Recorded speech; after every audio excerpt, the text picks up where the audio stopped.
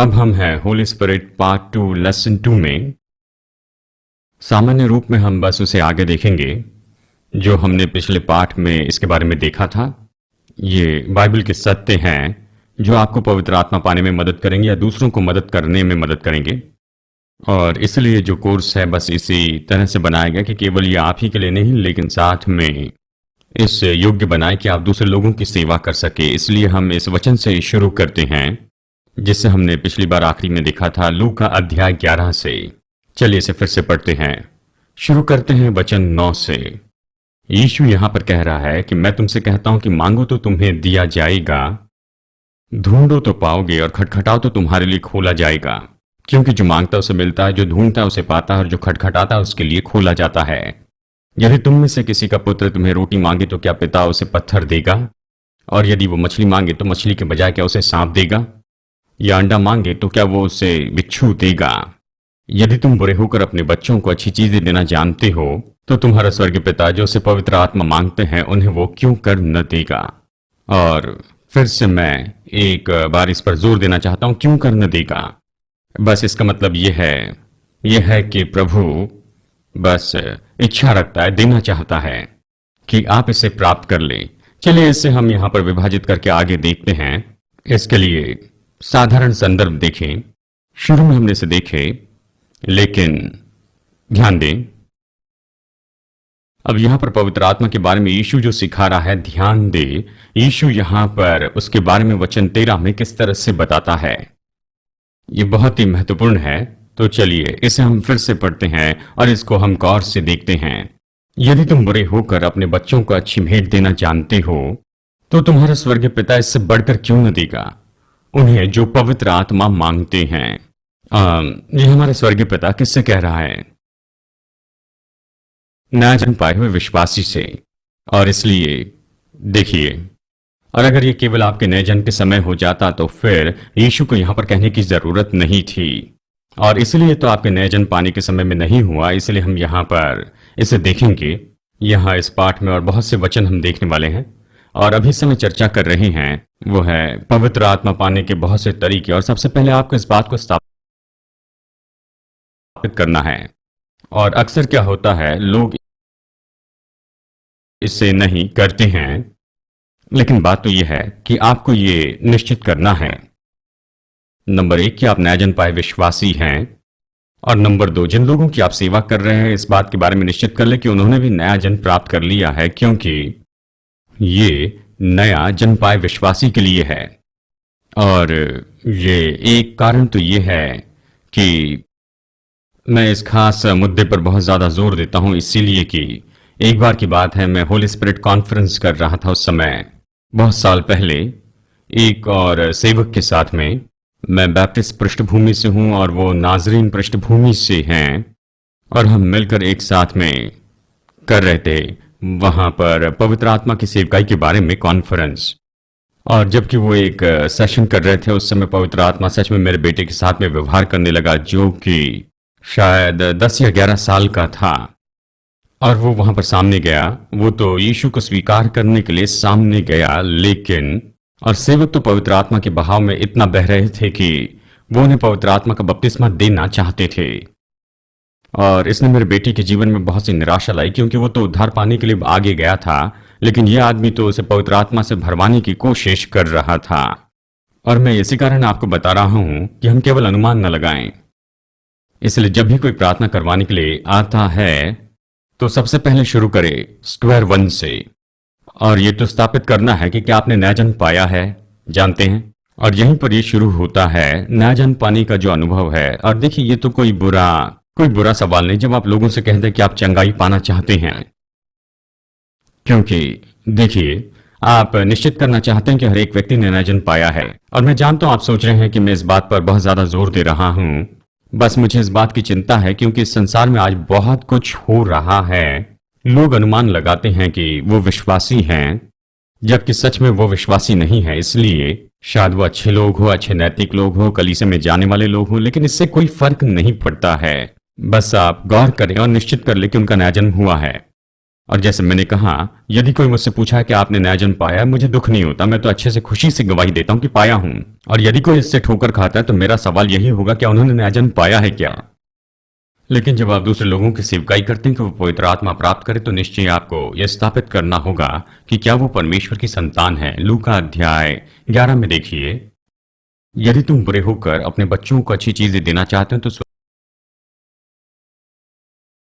स्वर्गीय पिता उससे बढ़कर क्यों न देगा जो परमेश्वर से पवित्र आत्मा मांगते हैं। और एक वचन देखेंगे जो पाया जाता है यहाँ पर यूहन्ना अध्याय 14 में, और यहीं पर यीशु यहाँ पर सिखा रहा है कि मैं पिता से प्रार्थना करूंगा और वो तुम्हें एक और सहायक देगा कि वो सदा तुम्हारे साथ में रहे, और यहाँ तक कि सत्य का आत्मा जिसे संसार प्राप्त नहीं कर सकता है, क्योंकि वो उसे न देखता है और ना ही उसे जानता है। यहां पर हम फिर से देखते हैं कि वचन हमें यहां पर सिखाता है कि ये जो अनुभव है, देखिए हम यहां पर पवित्र आत्मा के बपतिस्मा कह रहे हैं, ये तो उन लोगों के लिए जिन्होंने पहले ही नया जन्म पाया है।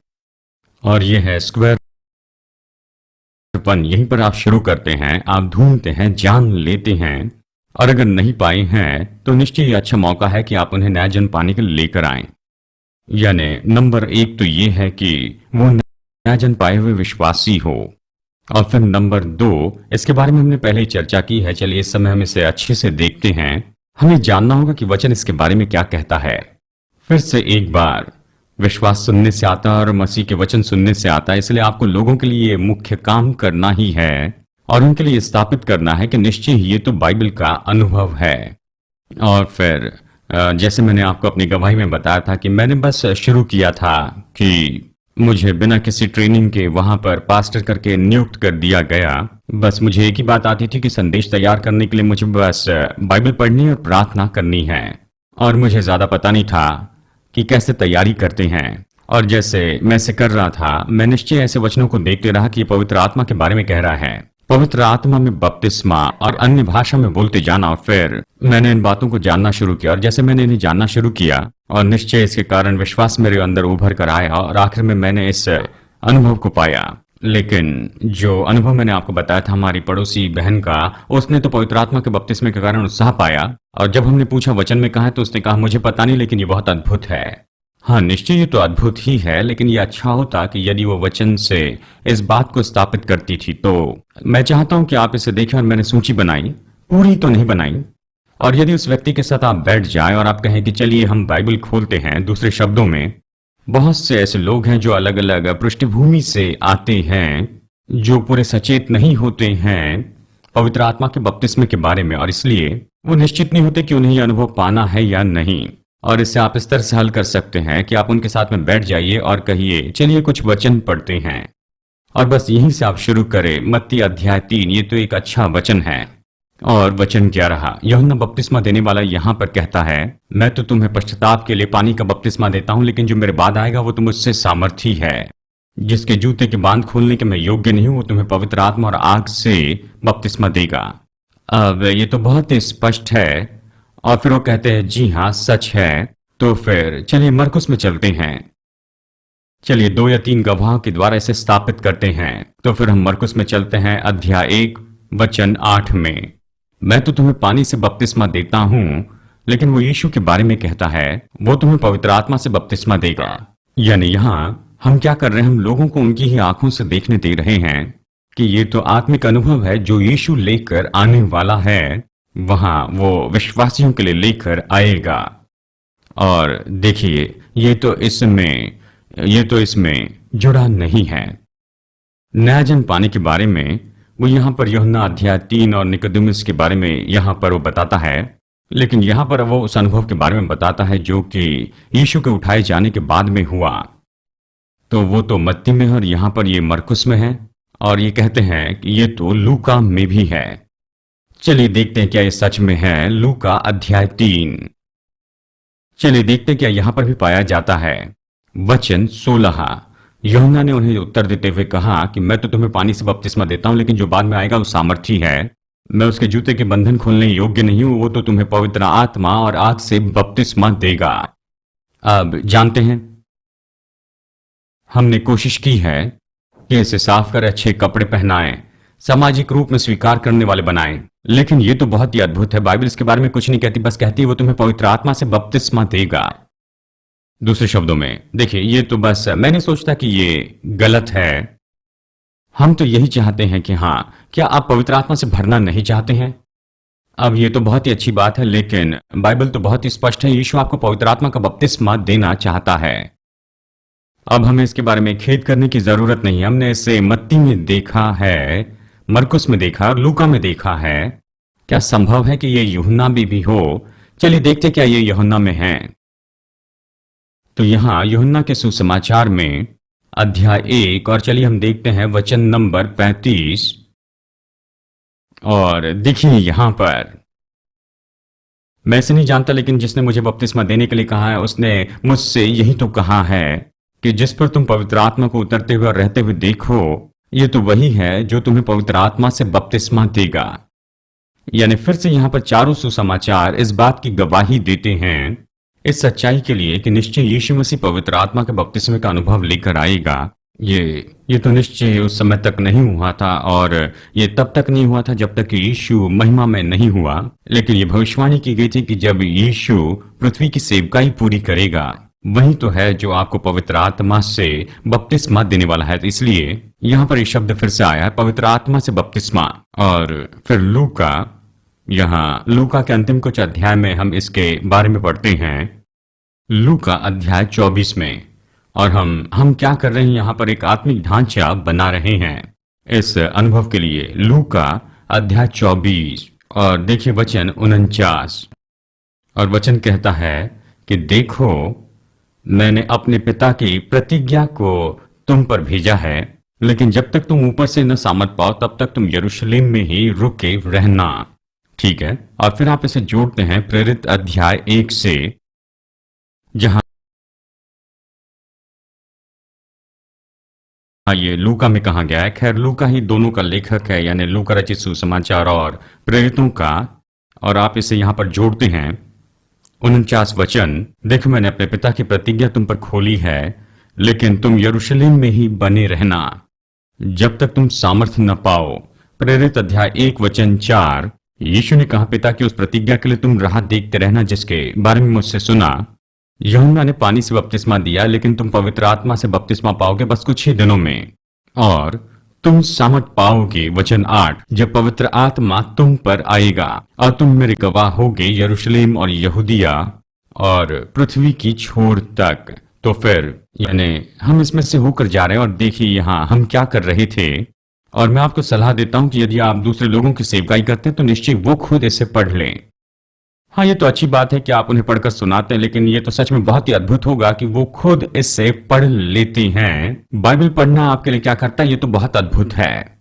और जैसे आप इन वचनों के द्वारा लोगों की सेवकाई करते हैं, और यहीं पर आपको स्थापित करना चाहिए। और जैसे मैंने कहा, केवल यही पूरे वचन नहीं है। अगर आप इसे लेते हैं तो आप फिर ये कह सकते हैं कि आप ये नहीं कहते कि ये एक बाइबल का अनुभव है। ये तो बहुत ही जरूरी है, परमेश्वर चाहता है कि आपके पास में ये हो।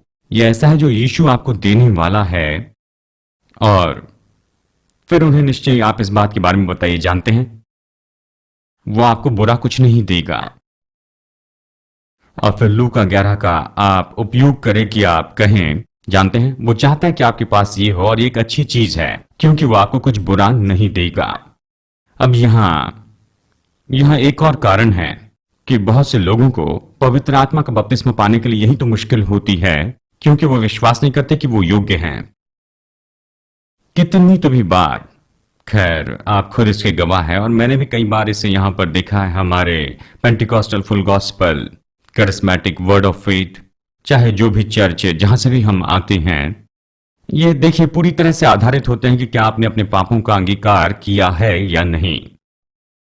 दूसरे शब्दों में, यदि आपके अंदर में कुछ है, कुछ अपवित्र है, तो निश्चय आप पवित्र आत्मा का बपतिस्मा प्राप्त करने वाले नहीं हैं। और मैंने सुना है कि प्रचारक कहते हैं, यदि आपके अंदर कोई छिपे हुए पाप है तो आप पवित्र आत्मा का बपतिस्मा नहीं पाएंगे। खैर, हमें उन्हें निश्चय वचन में से लेकर जाना है और उन्हें बताना है कि वो तो पवित्र आत्मा का बपतिस्मा पाने के योग्य है, और इसका उनसे कोई संबंध नहीं है, और इसका केवल संबंध है केवल यीशु मसीह के लहू के साथ में। यह हम में से कोई भी नहीं है जो कभी किसी भी चीज के लिए योग्य बना हो, अपने ही आप में। देखिए, हम तो योग्य बने हैं परमेश्वर के मेमने से। प्रभु यीशु मसीह का लहू ही वो एकमात्र चीज है, वो आपको योग्य बनाता है कि आप उसे पा सके जो परमेश्वर आपको देना चाहता है। और देखिए, इसकी सारी बुनियाद तो केवल इसी बात पर आधारित होनी चाहिए कि अब आप परमेश्वर के द्वारा योग्य हुए हैं कि आप पाएं, आप मेमने के लहू को पाएं, आप शुद्ध हुए, आप पवित्र बने हैं, आप धर्मी बने हैं, आप पवित्र हुए हैं। और इसका संबंध तो बस इसी से है जो यीशु ने किया है, इससे नहीं कि आपने क्या किया है। और इसलिए यदि आपने यीशु को स्वीकार किया है तो आप योग्य बने हैं। उसने हमें योग्य बनाया है। उसने हमें राजा की संतान बनाया। फिर आप उन्हें यहां कुछ वचनों में से लेकर जाएं, और मैंने यहां पर उसकी सूची दी है, ये अच्छे हैं, इसे पढ़ना योग्य है कि आप इसे स्थापित कर लें, अपने दिल में फिर स्थापित करें। जानते हैं, पहला यूहन्ना अध्याय 1, और देखिए वचन वचन 5, 6 और 7। और यहां पर वचन ये कहता है, और ये तो वो है जो हमने उसे संदेश सुना और तुम पर घोषित किया है कि परमेश्वर ज्योति है और उसमें कुछ भी अंधकार नहीं है। और यदि हम कहते हैं कि उसके साथ में संगति करते अंधकार में चलते हैं तो हमें कोई सत्य नहीं है। लेकिन यदि हम ज्योति में चलते हैं जैसे वो ज्योति है, तो एक दूसरे से संगति करते हैं। और उसके पुत्र यीशु मसीह का लहू हमें सारे पापों से, अधर्मों से शुद्ध करता है। यदि मैं अपने सारे पापों से शुद्ध किया गया हूं तो फिर मैं इस योग्य बनाया हूं कि मैं पाऊं जो भी परमेश्वर ने मेरे लिए रखा है। लेकिन यदि वो इसे पसंद नहीं करते तो चलिए हम उन्हें और कुछ वचन में ले जाएं। यानी जिसकी भी हम सेवा करते हैं वो परमेश्वर के वचन पर आधारित होना चाहिए। यानी पहला पत्रस अध्याय 2, हम ये वचन पढ़ते हैं। वचन 9 से शुरू करते हैं। लेकिन तुम चुने हुए वंश हो, तुम राजपदधारी याजक हो, पवित्र प्रजा हो, तुम तो निश्चय अद्भुत लोग हो कि उसकी स्तुति को तुम दर्शा सको, जिसने तुम्हें अंधकार से अपनी अद्भुत ज्योति में बुलाया है, जो कि पहले लोगों के लिए नहीं था लेकिन अब परमेश्वर के लोगों के लिए है, जिसने पहले दया नहीं पाई थी लेकिन अब उसने दया पाई है। यानी फिर से हम क्या कह रहे हैं, हम परमेश्वर के लोग हैं, उसके नाम से बुलाए गए हैं। और हमें इस बात को जानना है, इस बात को पहचानना है कि उसी ने हमें योग्य बनाया है। और ये तो हमने प्रभु यीशु मसीह को स्वीकार करना है। और फिर इफिसियो, हम क्या बना रहे हैं, हम यहां पर ढांचा बना रहे हैं। इफिसियो अध्याय 2 वचन 10 से शुरू करते हैं। क्योंकि हम तो उसकी हस्तकृति है, मसीह यीशु में भले कामों के लिए हम बनाए गए हैं, जिसे परमेश्वर ने पहले नियुक्त किया कि हम उसमें चले। और इसलिए याद रखो कि पहले तुम तो शरीर में अन्य जाति थे। हमें तो यहां पर खतना वाले कहा गया, जबकि जो खतना वाले शरीर के वो पीछे छोड़ दिए जाएं। एक समय था कि जबकि तुम मसीह के बिना थे, और तुम तो निश्चय इसराइल के धन से दूर थे और प्रतिज्ञाओं से बहुत दूर थे, आशा और परमेश्वर के बिना थे, संसार में थे। लेकिन अब मसीह यीशु में तुम जो पहले दूर थे लेकिन अब करीब लाए गए हो यीशु मसीह के लहू के द्वारा, क्योंकि वही हमारी शांति है। और उसी ने हमारे बीच में जो कुछ भी दरार थी उन सारी बातों को उसने तोड़ दिया, और उसने अपने शरीर में उन सारी बातों को तोड़ दिया, यहां तक कि सारे व्यवस्था और जो नियम थे उसे पूरा किया। और इसके द्वारा उसने वहां पर पूरी तरह से एक नया मनुष्य बनाया, शांति बनाई, ताकि वो परमेश्वर के साथ में मेल मिलाप कर सके, दोनों एक ही देह में होकर। और इस तरह से शत्रुता उसने खत्म की। और उसने निश्चय इन बातों को तुम्हारे सामने प्रचार किया, जो दूर थे और जो करीब थे, और उसी के द्वारा हम एक आत्मा उस पिता के तक पहुंच सकते हैं। और इसलिए अब तुम परदेसी या फिर दूसरे नहीं हो, लेकिन परमेश्वर के संत और परमेश्वर के घराने में तुम उसके नागरिक हो। और निश्चय तुम भविष्यवक्त और प्रेरितों के ऊपर बनाए गए हो, जो कि यीशु मसीह जहां पर स्वयं कोने का पत्थर है, और जिसके साथ ये पूरी बिल्डिंग एक साथ मिलकर जुड़ती है और परमेश्वर के लिए पवित्र मंदिर बनाती है। और इसी के द्वारा तुम निश्चय ही आत्मा के द्वारा परमेश्वर के निवास स्थान होते हो। तो हम क्या कर रहे हैं, वहां पर सारे बहाने को दूर कर रहे हैं जो वहां पर शायद प्रकट हो जाए, और वो परेशान करने वाली बात जो आपके कंधे पर विराजमान होती है और कानों में फुसफुसाती है कि तुम परमेश्वर से इसे पाने के योग्य नहीं हो। हमें यह जानना ही होगा कि हम योग्य बनाए गए हैं प्रभु यीशु मसीह के लहू के द्वारा। और हम तो बहुत साल पहले ये गीत गाया करते थे, मैं राजा की संतान हूं, राजा की संतान हूं, उसके राजघराने का खून मेरे रगों में बहता है, और मैं जो पहले दुष्ट था अब मैं उद्धार पाया हूं। प्रभु की स्तुति, प्रभु की स्तुति, मैं राजा की संतान हूं। हमें इस बात को जानना है कि हम बदल गए हैं। और फिर इफिसियों अध्याय 1 वचन 6 और 7, उसकी महिमा की स्तुति के लिए, उसके अनुग्रह की महिमा के लिए उसने हमें उसके लहू में स्वीकार किया है। उसने लहू में हमें स्वीकारने योग्य बनाया है, और उसी के लहू के द्वारा हमने छुटकारा पाया है। और ये तो पापों की क्षमा है उसके अनुग्रह की बहुतायत के कारण। और हम तो बस यही कर रहे हैं, यहां पे जा रहे हैं और इसे लोगों के दिल में स्थापित कर रहे हैं कि जो कुछ परमेश्वर ने उनके लिए रखा है उसे पाने के वो योग्य हैं। और जैसे मैंने पहले कई बार कहा कि ये तो बुनियादी और शुरू के महत्वपूर्ण ऐसी बातें हैं, और आप इसे जान लें।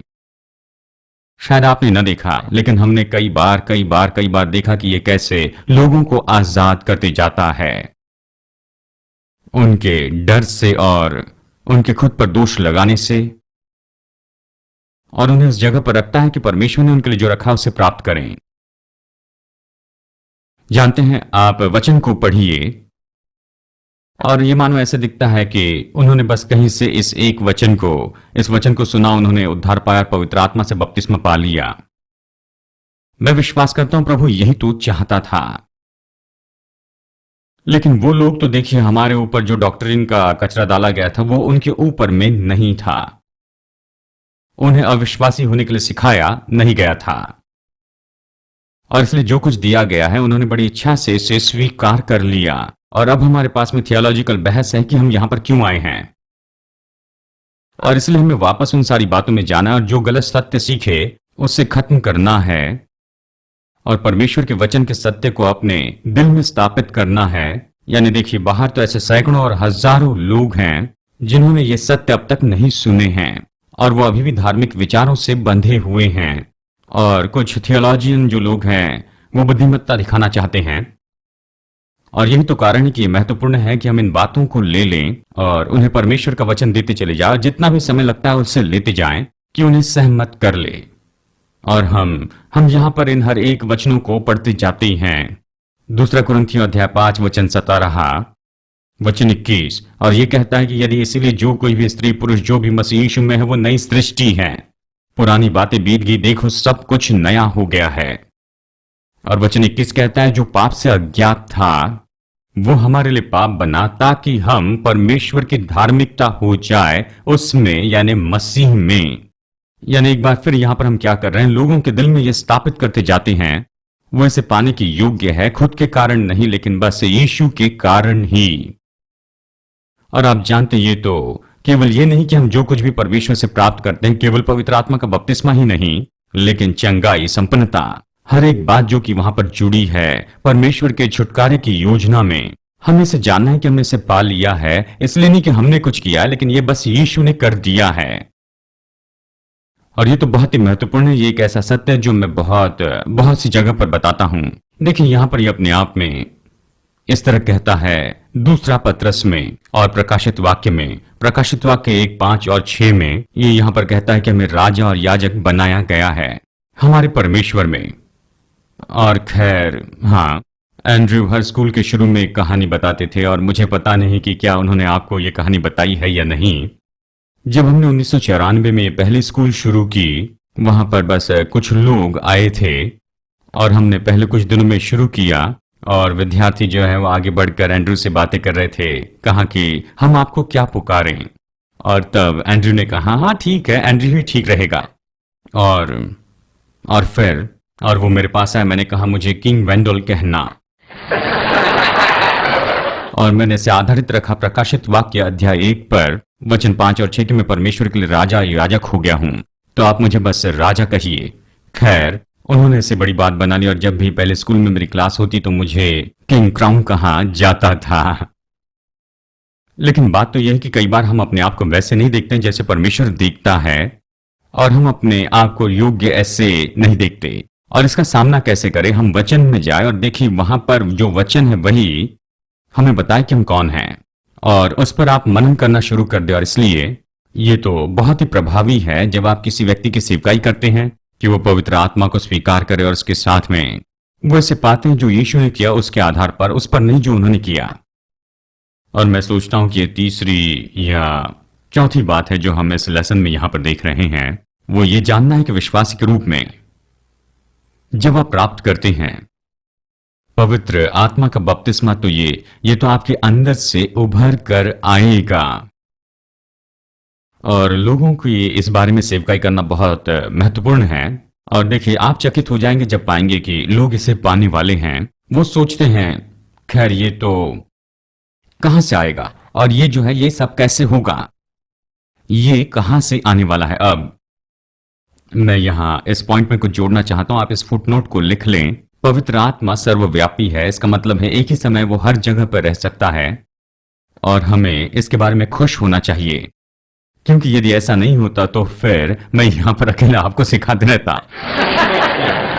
हम जानते हैं कि वो सर्वव्यापी है, वो पूरी तरह से मुझ में है, पूरी तरह से आप में भी है, तो हम ये जानते हैं कि वो सीमित नहीं है।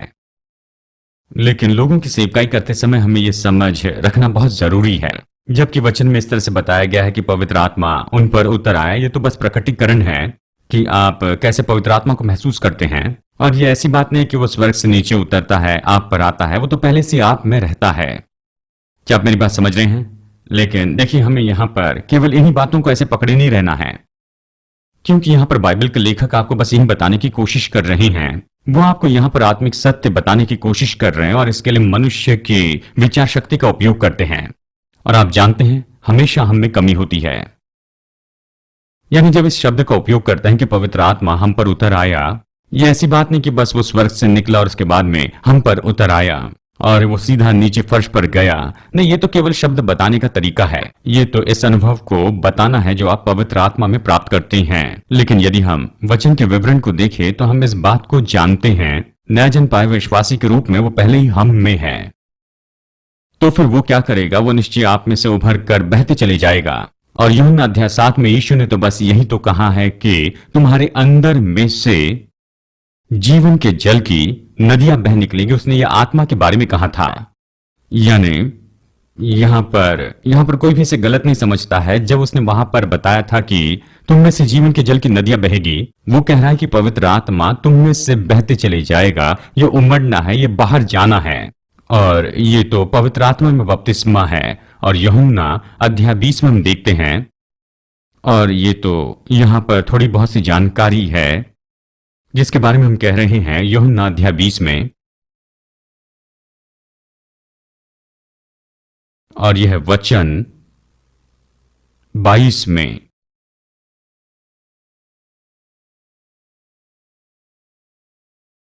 और ये कहता है कि जब वो ये कह चुका यीशु, उसने उन पर फूंका और उनसे कहा कि तुम पवित्र आत्मा प्राप्त कर लो। ठीक है, अब हमें यह समझना होगा, यीशु 3.5 साल से इन लोगों की सेवकाई कर रहा था।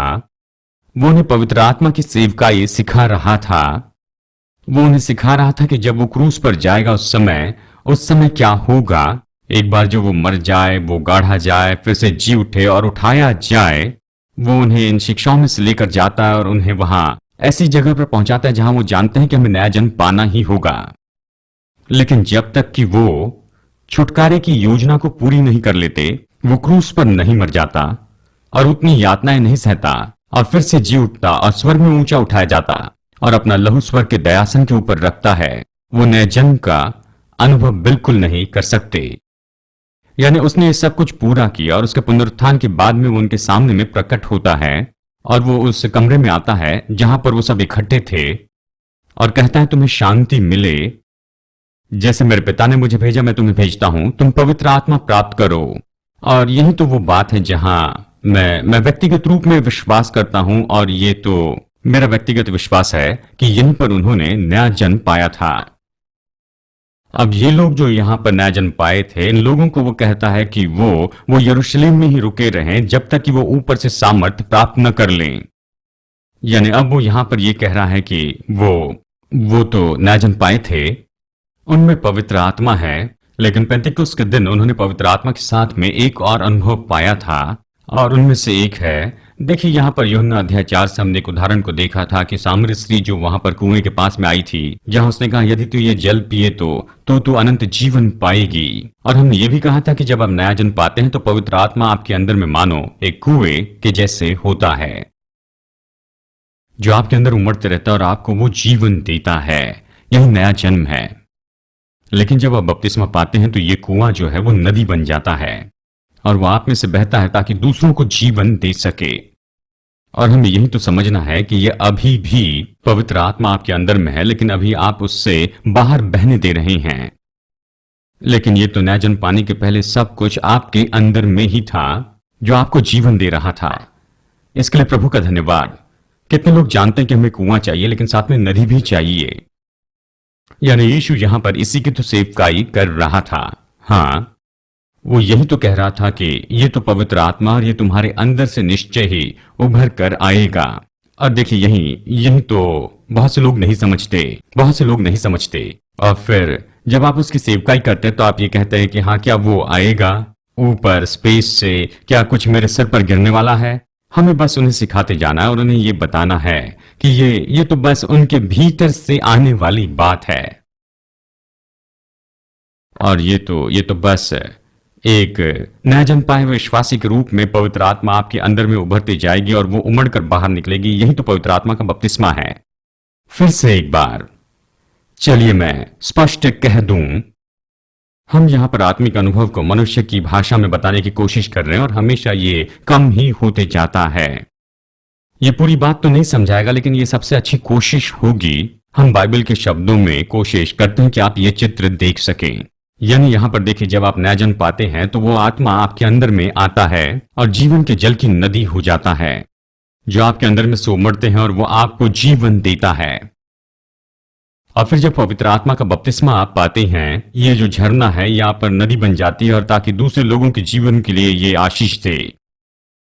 ये केवल शब्दों का चित्र है, लेकिन आशा करता हूं कि समझ गए। ये समझने में मदद करता है कि पवित्र आत्मा तो विश्वासियों के अंदर में, इसलिए इससे बहते जाना है।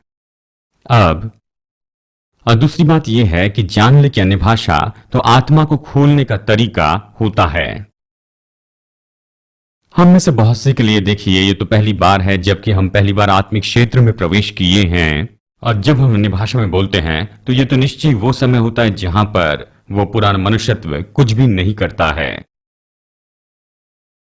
ये तो पूरी तरह से एक आत्मिक अनुभव है। जब आप अन्य भाषा में बोलते हैं तो आपका जो मन है वहां पर कुछ भी काम नहीं करता है। और ये तो एक तरीका है कि आप अपने आप को आत्मा के ऐसे क्षेत्र में खोल दे, ऐसे क्षेत्र में जहां पर हम पहले कभी भी नहीं गए हैं। क्योंकि जब तक हम पवित्र आत्मा का बपतिस्मा न पाए और अन्य भाषा में न बोलें, तो जो कुछ भी हमारा परमेश्वर के साथ में संबंध है वो तो केवल दिमागी समझ के द्वारा ही है। और हम बस ये समझने की कोशिश करते कि क्या हो रहा है। लेकिन जिस पल हम अन्य भाषा में बोलने लगते हैं तो मन कोई काम नहीं करता। ज्यादातर ये हमारी आत्मा से आता है और हम में से बहुत से लोगों के लिए तो आत्मिक क्षेत्र में बिल्कुल हमारी नई पहचान होती है।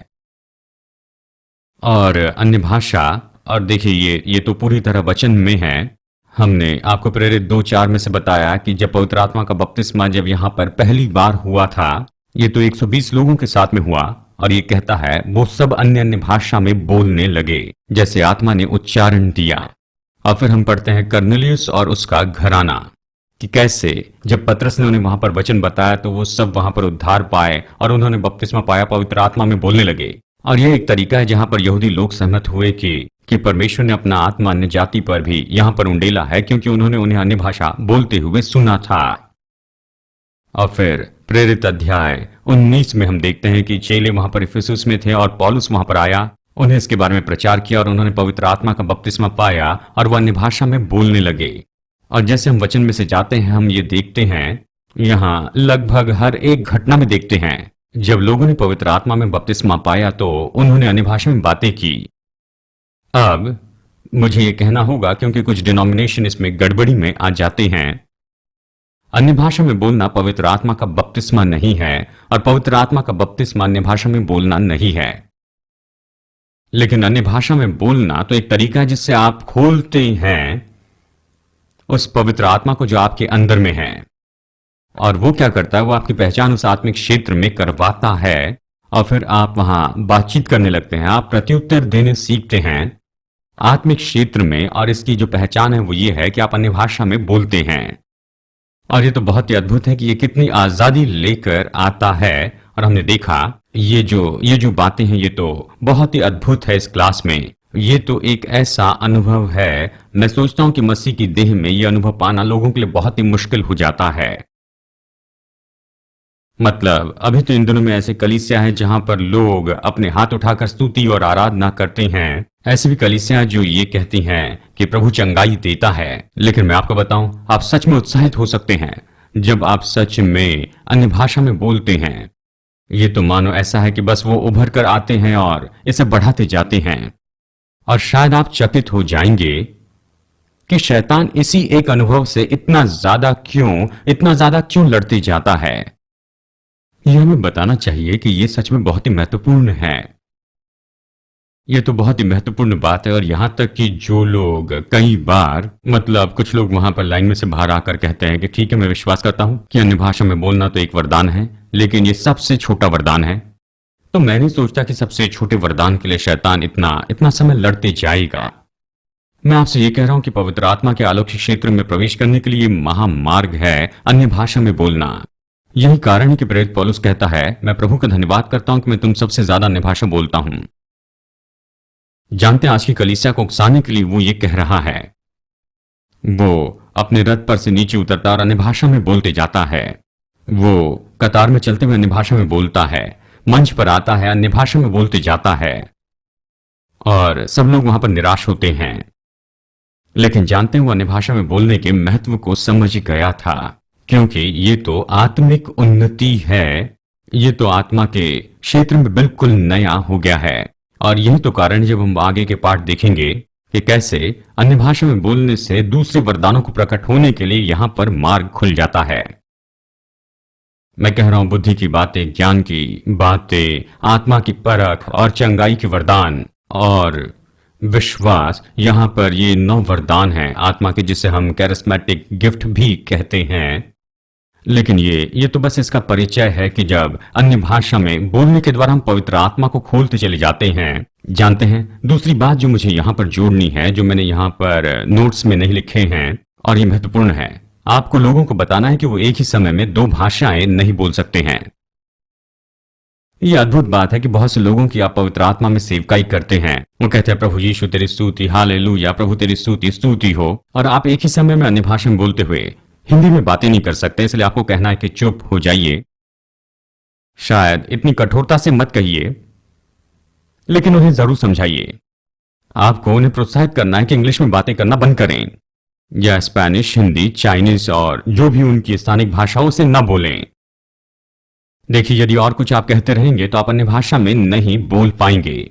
और इसलिए आपको उन्हें प्रोत्साहित करना है कि वो केवल इस बात को समझ ले, पवित्र आत्मा आप में से बहेगा। और मैं उन्हें कई बार बताता हूं, और वो जैसे बहता है तो निश्चय आपके गले पर अधिकार करेगा और आप में से ये सुंदर आप अद्भुत स्वर्गीय भाषा में बोलने लगेंगे। और ये तो ऐसा है जो बहुत बहुत ही महत्वपूर्ण है। और आप जानते हैं, यहां आपने एंड्रू की गवाही सुनी होगी कि उन्होंने पवित्र आत्मा का बपतिस्मा पाया और 3 साल तक कुछ नहीं कहा। वो बताएंगे इसलिए क्योंकि वो एक बैप्टिस्ट थे। वो ये कहते हैं कि उन्हें सब कुछ खोलना पड़ा जो कुछ उन्होंने वहां पर पहले इसके विरुद्ध में सीखा था, ताकि पवित्र आत्मा में बह सके। और अब देखिए, यहां पर यदि हम लोगों को वचन सिखाते हैं, अवश्य ही आप जानते हैं कि एंड्रयू वो भी इसी संदर्भ में आपको बता सकते हैं। खैर, इससे बेहतर हम लोग नहीं जानते हैं। हमने बस इसे खुद इसे जानना, और इसलिए कुछ समय भी लगा कि आगे बढ़ते जाएं। जो बातें मैं आपको बता रहा हूं इस क्लास में और दूसरी क्लासों में, वो केवल इसलिए कि आप आत्मा में आजाद होते जाएं, लेकिन साथ ही दूसरे लोगों की आप सेवा कर सके ताकि वो भी आत्मा में आजाद होते जाएं और आप पवित्र आत्मा के बहाव में बहे और व्यक्तिगत रूप में उसे समर्पित हो जाएं और खुद को रोके नहीं। चलिए यहां पर यशायाह 28 से पढ़ते हैं, क्योंकि देखिए ये तो भविष्यवाणी है पुराने नियम के समय से। यशायाह 28 और देखिए वचन नंबर 11। वचन कहता वो तो इन लोगों से परदेशी होठों और विदेशी भाषा वालों के द्वारा बातें करेगा, जिनसे उसने कहा विश्राम इसी से मिलेगा। इसी के द्वारा थके हुओं को विश्राम दो, विश्राम इसी से मिलेगा, परंतु उन्होंने न सुना। एम्पलीफाइड इस तरह से कहता है कि परमेश्वर बलवा करने वालों को बहुत ही अपमानित तरीके से सिखाएगा। इन लोगों से परदेसी होठों और विदेशी भाषा बोलने वालों के द्वारा बातें करेगा। और हम जानते हैं तो खुद को नम्र करने वाला ऐसा अनुभव है कि वो कहें जो आप वहां पर कहना नहीं सोचते हैं। जब आप पूरी तरह से आधारित होते हैं पवित्र आत्मा पर कि वो आपको उच्चारण दे, तो आप वो कह रहे हैं जिसके बारे में आपने विचार नहीं किया है। दूसरे शब्दों में आप वहां पर खुद को ऐसी जगह पर रखते हैं जहां पर आप अजीब सुनाई देंगे जैसे मूर्ख हो, अनजान हो, ऐसे ही। देखिए लोगों को बस यही प्रत्युत्तर मिलता है। पेंटिकोस्ट के दिन भी बस यही तो उन्हें मिला था। जो वहां पर खड़े होकर देख रहे थे वो उनका मजाक उड़ा रहे थे, उन पर ये दोष लगा रहे थे कि नशे में है, ये लोग तो पागल हो गए हैं। देखिए हम यहीं पर खुद को नम्र करते हैं, पूरी तरह प्रभु पर भरोसा रखते हैं। जब हम अन्य भाषा में बोलते हैं तो पूरी तरह से प्रभु पर भरोसा रखना है। आप तो आत्मा की भाषा बोलते जाते हैं और आपका मन काम नहीं करता है। और आप जानते हैं ये तो हम क्या कहते हैं जब हम लोगों के साथ में होते हैं, हम ये सोचते हैं हम कुछ नहीं कहना चाहते, इससे हम बुरे दिखाई देंगे, इसलिए हम कुछ भी नहीं कहना चाहते हैं। हम बहुत सावधान होते हैं, लेकिन फिर भी ये तो ऐसी बात है जहां पर हम बस कह उठते हैं जो कुछ भी आत्मा कहता है और जैसे वो कहता है वैसे आने देते हैं। ये तो हमें सिखाता है कि हम पूरी तरह परमेश्वर के ऊपर में भरोसा रखें और उसी पर आधारित होते जाएं। और अन्य भाषा में बोलना तो सच में बहुत ही महत्वपूर्ण है। और मैं बहुत ही खुश हूं कि हमने इसे बहुत ज्यादा देखा है, हमारे चैपल सर्विसेज में से देखा है। और मैं आपसे कहूं ये तो और भी उत्तम होते जा रहा है। हालेलुया। और खैर कितने लोग जानते हैं, खैर यहां पर केवल हम ही लोग हैं, लेकिन आप में से कितने लोग जाते हैं Pentecostal, charismatic, full gospel, word of faith ऐसे चर्च में? लगभग सभी। लेकिन कितनी जगह पर अन्य भाषा में बोलने की पूरी आजादी होती है? उन सभी जगह पर ये तो बहुत बहुत कम है। वो तो अद्भुत है, लेकिन वो संख्या में बहुत कम है। और आप जानते हैं यहां तक कि अभी इसी समय मैं यहां पर दो अलग कलीसियाओं का नाम ले सकता हूं। मैं उनका अपमान नहीं करना चाहता, लेकिन पास्टर ने कहा कि रविवार की सुबह वहां पर कोई भी अन्य भाषा में बिल्कुल बातें नहीं करेगा,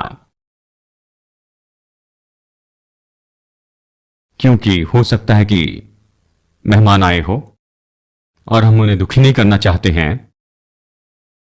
और इसलिए ये एक पास्टर जो है यहां तक स्तुति और आराधना की टीम से ये कहते हैं रविवार की सुबह अन्य भाषा में गीत नहीं गाना है, हम ये नहीं चाहते हैं। जैसे तुम लोग प्लेटफॉर्म पर आते हो बस वचन के गीत गाते जाना। देखिए इस चित्र में कुछ गलत है, और ये इसलिए क्योंकि ये पास्टर इतने असुरक्षित है, वो प्रभु पर भरोसा नहीं करते हैं। शायद पसंद ना आए, लेकिन सच है। और इसलिए हमें ये समझना होगा, ये बहुत ही महत्वपूर्ण है कि हम आत्मा में बहते चले जाएं और ये सब। और ये तो बिल्कुल समझने वाली बात है कि हम आत्मा को और ज्यादा बहते चले जाने दे, और जितना ज्यादा आप अन्य भाषा में बोलते चले जाएंगे तो यहां पर आत्मा के साथ में सहयोग देना बहुत ही आसान होगा किसी भी क्षेत्र में। मतलब यदि वो चाहता है कि आप किसी की सेवकाई करें तो उनकी सेवकाई करना बहुत ही आसान होगा, क्योंकि पहले ही आप अपनी आत्मा में पहले बिल्कुल आग पर है, और जब भी परमेश्वर आपसे कहता है आप उसके लिए हाँ कहते हैं। खैर कुछ भी हो, खैर ये ऐसी बात है जिस पर हमें चर्चा करनी है। हमें नया जन्म पाना है, वो योग्य है इसका वचन हम दें और ये जान ले कि आत्मा तो उनसे बहते चली जाएगी और अन्य भाषा तो निश्चय आत्मा की ओर से संदेश है, और आप एक ही समय दो भाषाओं में नहीं बोल सकते हैं। तो यानी अब हमने आपको लेसन दिया है, अब हम यहां पर लेसन की प्रैक्टिस करेंगे। इसलिए बस अपने पैरों पर खड़े हो जाए, प्रभु की सेवा करने लगे अपनी पूरी आत्मा से। आप गीत गा सकते, जो चाहे कर सकते हैं, पूरी तरह से आप खुल जाएं। और अपनी आत्मा से प्रभु की सेवा करें।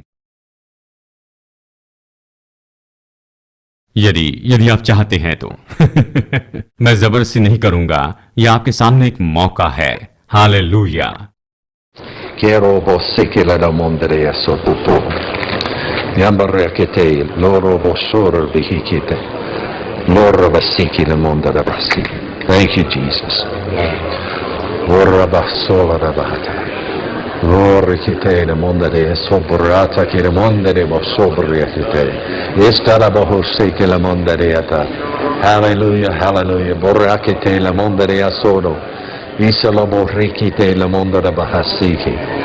Ora hasala da bakuson borriki te. Ora batekela da bosola da bokosela da bakata. La bosiki la borriki te la monda. Yesora kata. Yesta morrando kobosati.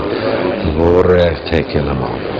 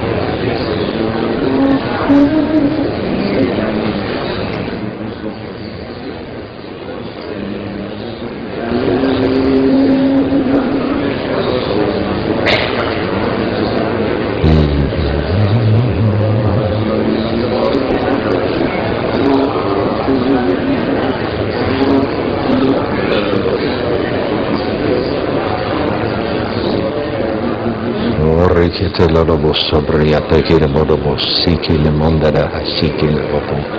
Yelo borra che te la monda da basobriata te. Esta da bahasori. Ni che la monda da hisse che la borra che te la monda che te.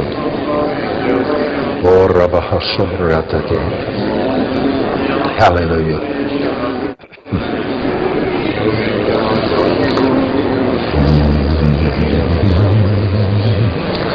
Ora batekela bosobria tekela monde. Leka brakate seke la monde da basiki le bosobria teke. Hallelujah, hallelujah, hallelujah. Ora bakosobrete tekela monde bara sobriate. Leka la da bosobriate. Che la borre che te che la mossa che te mori che te la morrazzi che la monda. La borre che te che corroasse che la monda te. Ora te che la bossa borre te che. La carta la monda te che sopra che te. Alleluia, alleluia. Ora va sopra te che la bossa borre te. धन्यवाद यीशु, धन्यवाद यीशु। Hallelujah. धन्यवाद प्रभु, धन्यवाद प्रभु। Hallelujah, hallelujah. आज के इस बाकी दिन में प्रभु की आशीष आप पर रहे। कल की क्लास में फिर मुलाकात होगी।